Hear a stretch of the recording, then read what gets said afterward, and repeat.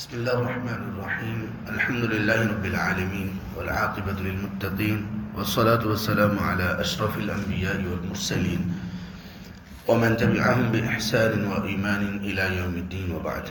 أعوذ بالله من الشيطان الرجيم. إن الذين كفروا سواء عليهم أأنذرتهم أم لم تنذرهم لا يؤمنون.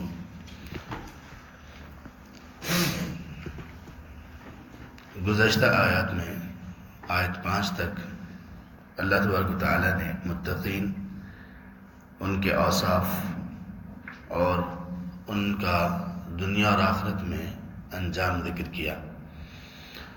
اس کے بعد اللہ تعالیٰ نے ان دو آیات میں آیت نمبر 6 اور 7 میں ان لوگوں کا بیان کیا جو لوگ اسلام اور ایمان سے بالکل محروم ہیں، اور ان کا انجام بھی ذکر کر دیا۔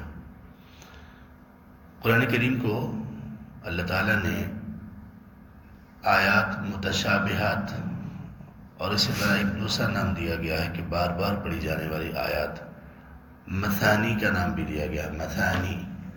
مثانی کا مطلب ہوتا ہے کہ وہ جو چیز جو جوڑے میں ہو، جو کپل ہو۔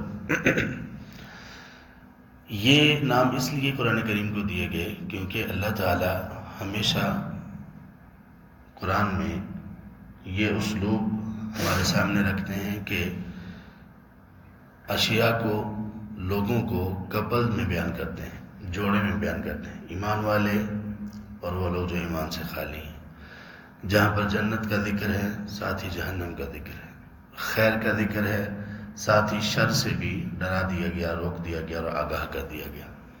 اس لیے اس کتاب کو مثانی بھی کہا جاتا ہے، متشابہہ بھی کہا جاتا ہے۔ متشابہہ کا معنی صرف یہ نہیں ہوتا کہ جس میں شبہ والی یا کچھ ایسی چیزیں کہ جن میں ایک سے زیادہ معنی پائے جاتے ہوں، مطلب ملتی جلتی چیزیں ایک دوسرے کے ساتھ جن کا ایسا تعلق ہو کہ دونوں آپس میں ایک دوسرے کی ضد ہوں۔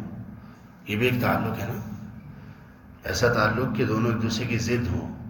اور یہ اتنا بڑا تعلق ہے کہ عربی زبان میں ایک محاورہ کہا جاتا ہے تعرف الاشیاء باضدادها، چیزوں کو ان کی ضد سے بھی پہچانا جاتا ہے۔ کچھ چیزوں کی ڈیفینیشن ہوتی یہ ہے کہ جو ایسی نہ ہو۔ روشنی کی ڈیفینیشن کیا ہے؟ اندھیرے کا نہ ہونا۔ اور اندھیرے کی ڈیفینیشن کیا کی جا سکتی ہے؟ روشنی کا نہ ہونا۔ تو کبھی چیزیں اپنی ضد سے پہچانی جاتی ہیں، ان کی اور کوئی پہچان ہی نہیں ہوتی۔ تو اس لیے اللہ تعالیٰ نے ساتھ ساتھ ذکر کیا، اور یہ اس لیے بھی ذکر کیا کہ ہم خود کو دیکھیں کہ ہم کہاں پر کھڑے ہیں۔ ان الذین کفروا، بلا شبہ وہ لوگ جنہوں نے کفر کیا، سواء علیہم، ان پر یہ چیز برابر ہے۔ کون سی چیز؟ اانذرتہم ام لم تنذرہم، کہ آپ ان کو ڈرائیں یا آپ ان کو نہ ڈرائیں، جہنم سے، اللہ کے عذاب سے، اللہ کی ناراضگی سے۔ ان پر یہ برابر، ڈرانا نہ ڈرانا ان پر برابر ہے۔ لا یؤمنون، یہ لوگ ایمان نہیں لائیں گے۔ کہتے ہیں کہ اس طرح کی آیات بھی قرآن کریم کی صداقت کی بہت بڑی دلیل ہے۔ اللہ تعالیٰ نے ان لوگوں کے بارے میں، کچھ کے بارے میں کہہ دیا کہ یہ ایمان نہیں لائیں گے، اور وہ نہیں لے کر آئے ایمان۔ جیسے اللہ تعالیٰ نے یہ سورہ نازل کی، سورۃ اللہب، تبت یدا ابی لہب وتب۔ یہ تب نازل ہوئی جب ابو لہب زندہ تھا۔ ابو لہب کے بارے میں یہ سورہ تب نازل ہوئی جب وہ زندہ تھا۔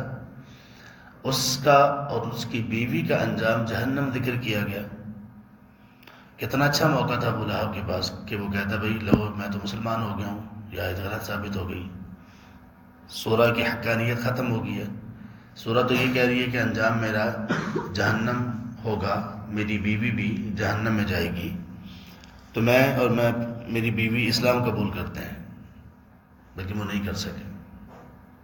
تو یہ پیشین گوئیاں، یہ حقانیت ہے قرآن کریم کی، اور اس کی وہ تمام پریڈکشنز کی یا پیشین گوئیوں کی جو قرآن میں کی گئیں، اللہ تبارک و تعالیٰ نے کی۔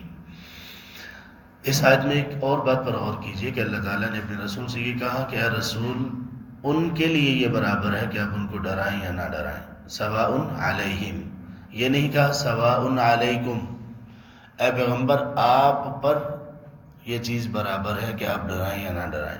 کیا فرق ہے بھلا دونوں میں؟ دونوں میں فرق یہ ہے کہ اگر یہ کہا جاتا نا کہ اے پیغمبر آپ پر برابر ہے کہ آپ ان کو ڈرائیں یا نہ ڈرائیں، اس کا مطلب یہ ہوتا کہ اے پیغمبر آپ ان کو نیکی کی، ایمان کی دعوت دیں تب بھی ٹھیک ہے، نہ دیں تب بھی ٹھیک ہے، آپ پر کوئی گناہ نہیں۔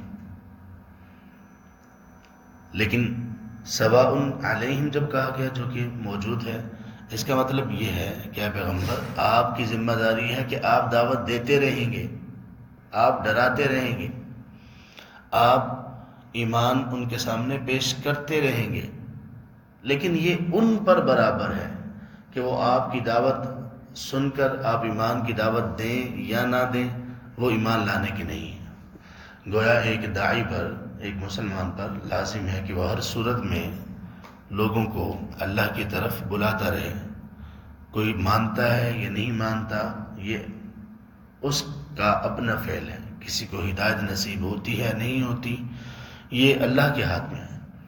ہمارے لیے لازم ہے کہ ہم بات کو پہنچا دیں، اور ایک چیز اور بھی ہے کہ ہماری ذمہ داری پہنچانا ہے، ہماری ذمہ داری منانا نہیں ہے۔ جس داعی کی دعوت میں یہ بات شامل ہو جائے کہ میں نے لوگوں کو منانا ہے، اس کی دعوت فیل ہوتی ہے۔ یہ کام تو اللہ تعالیٰ نے انبیاء کے ذمے بھی نہیں لگایا، انبیاء کو بھی اس چیز کا مکلف قرار نہیں دیے کہ آپ نے لوگوں کو منانا ہے۔ اللہ نے اپنے نبی صلی اللہ علیہ وسلم کو کئی جگہ پر یہ کہا کہ اے پیغمبر ان علیک الا البلاغ المبین، آپ پر تو واضح طور پر پہنچا دینا ہے، لست علیہم بمسیطر، آپ ان پر زبردستی کرنے والے نہیں ہیں،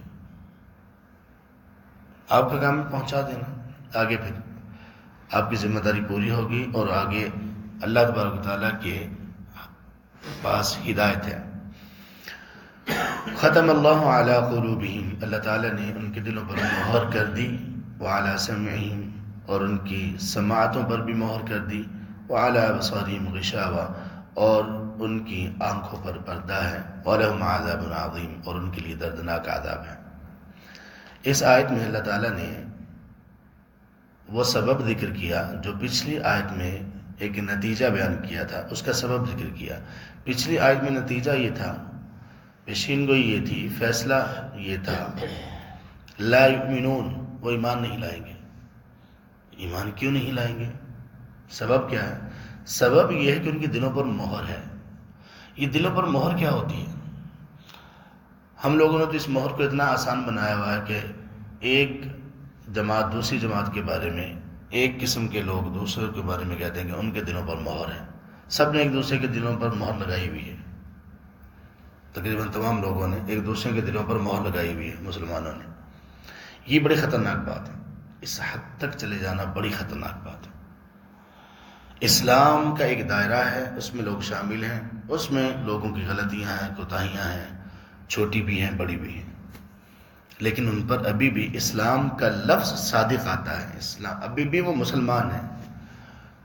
تو ان مسلمانوں پر اس طرح کی باتوں کا کیا جانا کہ ان کے دلوں پر تو مہر لگی ہے، یہ تو ایمان ہی نہیں لے کر آئیں گے، یہ بڑی خطرناک بات ہے، بہت خطرناک بات ہے۔ کسی مومن کے لیے یہ درست اور جائز نہیں ہے کہ وہ اس طرح کی باتیں کرے۔ ہاں البتہ مہر لگنے کا اندازہ بندہ خود اپنے آپ کے بارے میں کر سکتا ہے، خود اپنے آپ کو دیکھ کر وہ یہ جان سکتا ہے کہ میرے دل پر مہر ہے یا نہیں ہے۔ مہر کا تصور یہ ہے جو اللہ تعالیٰ نے بیان کی، نبی صلی اللہ علیہ وسلم نے اس کی وضاحت کی،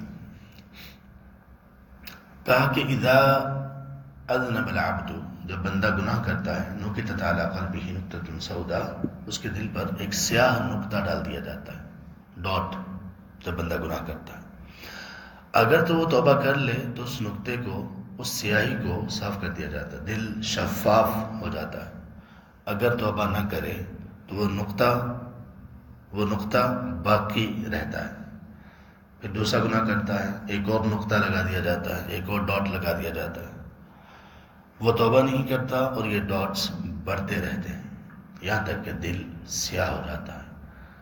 اسی چیز کو اللہ تعالیٰ نے قرآن کریم میں سورۃ المطففین میں کہا، کلا بل ران علی قلوبہم، بلکہ ان کے دلوں پر زنگ آ گیا ہے. یہ زنگ ہے اور یہی مہر ہے.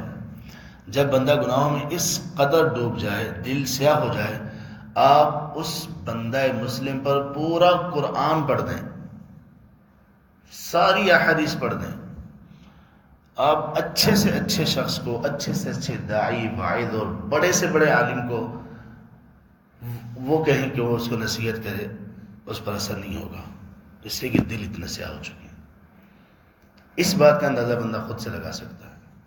نصیحت سے بندہ بھاگتا ہے، قرآن اور حدیث کے درس سے بندے کو کوفت ہوتی ہے، اس کے لیے وقت نکالنا مشکل ہوتا ہے کہ میں قرآن سیکھوں، میں حدیث سیکھوں، میں اللہ کا فرمان سیکھوں. لیکن دوسری چیزوں میں وقت لگانا، اللہ کی نافرمانیوں میں وقت کو صرف کرنا، یہ اس کے لیے آسان ہو جاتا ہے. یہ ہے مہر. مہر کا مطلب کیا ہوتا ہے کہ کوئی چیز اب اندر داخل نہیں ہو سکتی، باہر نہیں آ سکتی. جب دل سیاہ ہو گئے، ان دلوں میں ہدایت کے جانے کے راستے ہی آپ نے بند کر دیے، تو پھر کہاں سے ہدایت ملے گی؟ اللہ تعالیٰ نے کہا کہ ان کے دلوں پر مہر ہے اور ان کے کانوں پر، ان کی سماعتوں پر بھی مہر ہے. اس کا کیا مطلب؟ اصل میں مہر ہوتی ہی سماعتوں پر ہے. دل تو اس کے اثر میں گرفتار ہوتے ہیں. یہ جو سماعتیں ہیں، اسی سے ایمان بندے کا بڑھتا ہے، کیونکہ جب سنتا ہے، سنے گا تو دل تک بات پہنچے گی. جب سنے گا نہیں تو دل تک بات کیسے پہنچے گی؟ جب بندہ سنتا نہیں ہے، دل تک بات پہنچتی نہیں ہے، تو دل شفاف نہیں رہتا، اور پھر جب دل شفاف نہیں رہتا تو پھر سننے کا بھی اثر باقی نہیں رہتا. اللہ تعالیٰ نے قرآن میں مومنوں کا جو وصف بیان کیا ہے جگہ جگہ پر، وہ کیا ہے؟ سمعنا واطعنا. سماعت کو پہلے رکھا ہے، اور صرف سماعت کو نہیں، بلکہ اللہ تعالیٰ نے یہ فرمایا سورہ زمر میں آیت نمبر 17 اور 18 میں، فبشر عباد، اے پیغمبر میرے بندوں کو خوشخبریاں سنا دیجئے. کون سے بندے؟ الذین یستمعون القول فیتبعون احسنہ، میرے وہ بندے جو بات کو، یعنی میری بات کو بڑے ہی اچھے طریقے سے کان لگا کر سنتے ہیں. یعنی صرف سننا مقصود نہیں ہے، اللہ ہم سے یہ چاہتے ہیں کہ ہم اللہ کی اور اس کے رسول کی باتوں کو کان لگا کر سنیں، غور سے سنیں. فیتبعون احسنہ، اس کے بعد پھر کیا کرتے ہیں؟ اس کے بعد پھر اس جو سنا ہوتا ہے اس پر بہترین طریقے سے اس کی اتباع کرتے ہیں، اس پر عمل کرتے ہیں. یہ مقصود ہے قرآن کا اور اس کی تعلیم کا. تو ان لوگوں کے دلوں پر مہر آئی اور ان کی سماعتوں پر بھی مہر لگ گئی کہ اب وہ سننے کے لیے بھی تیار نہیں. ان کو یہ سننا تکلیف دیتا ہے. وَعَلَىٰ أَبْصَارِهِمْ غِشَاوَةٌ، اور اب ان کی آنکھوں پر پردہ ہے. یہ کون سا پردہ ہے؟ وہ پردہ جو حقائق کو دیکھنے نہیں دیتا، وہ پردہ جو اللہ تبارک و تعالیٰ کہ اس مخلوق میں غور و فکر کر کے اللہ کی محبت تک رسائی نہیں دیتا، وہ پردہ ہے. تو یہ جو آنکھیں ہیں، اسی لیے اللہ تعالیٰ نے قرآن کریم میں سورۃ الحج میں بیان فرمایا آیت نمبر 46 میں، فَإِنَّهَا لَا تَعْمَى الْأَبْصَارُ وَلَكِنْ تَعْمَى الْقُلُوبُ الَّتِي فِي الصُّدُورِ. آنکھیں اندھی نہیں ہوتی، آنکھیں اندھی نہیں ہوتی، دل اندھے ہوتے ہیں جو سینوں میں. حقیقت میں اندھا وہ شخص ہے جس کا دل اندھا ہے. تو یہاں پر وَعَلَىٰ أَبْصَارِهِمْ غِشَاوَةٌ، یہ آنکھوں کے سامنے کون سا پردہ ہے؟ اس پردے نے آنکھوں کی بینائی کو ختم نہیں کیا، دل کی بینائی کو ختم کر دیا. یہ ہیں کفار. ان کا انجام کیا ہے؟ وَلَهُمْ عَذَابٌ عَظِيمٌ، ان کے لیے بہت بڑا عذاب. اللہ تعالیٰ نے صرف 2 آیات میں، 2 جملوں میں ان کے بارے میں بات کو پورا کر دیا. اور اس کے بعد بھی جن لوگوں کا ذکر ہے اور تفصیل سے ذکر ہے، اور یہ اتنی تفصیل سے ذکر ان لوگوں کا کیوں کیا گیا، یہ جو تیسری قسم ہے جو منافقین کی ہے، ان کے بارے میں اتنی لمبی بات کیوں کی گئی، انشاءاللہ اللہ کی توفیق سے ہم اس کو کل سیکھیں گے.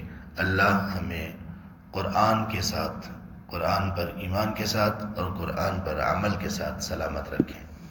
اللہ ہمیں قرآن والوں میں سے کر دیں اور ان لوگوں میں سے کر دیں قرآن جن کے دلوں کی بہار اور آنکھوں کی ٹھنڈک بن جائے. اللہ قرآن کو ہمارے دنیا میں بھی، قبر میں بھی اور آخرت میں بھی جنت تک کا ساتھی بنا دے، اور اللہ قرآن کو ہمارے لیے ہمارے حق میں سفارشی بنا دے. آمین یا رب العالمین. سبحانک اللہم و بحمدک، اشہد ان لا الہ الا انت، استغفرک و اتوب